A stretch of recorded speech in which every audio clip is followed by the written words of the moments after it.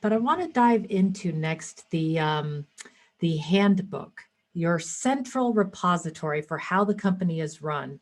And it's open to the public and it's very detailed. So it's not like there's a public version and a private version, there's one version. So why the transparency?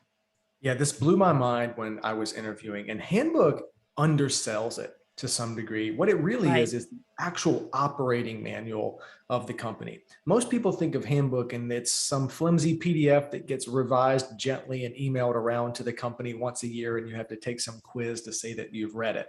The Gitlab Handbook, we don't expect everyone to read 13,000 pages of it during onboarding. We just teach you how to search it.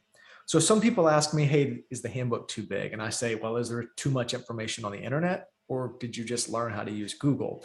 And that's a bit tongue in cheek, but we just teach people how to find what they need instead of trying to constrict the amount of information.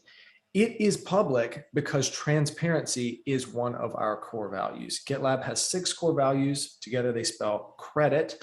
I would say Google the GitLab values page. Is a fascinating read. You'll find all 6 values as well as substantiating values, sub-values underneath.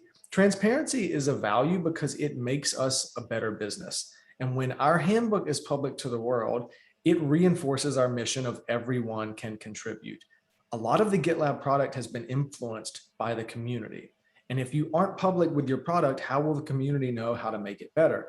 The same goes for our organizational design. We want our values to be public because we want others to look at it and help make it better if they so choose.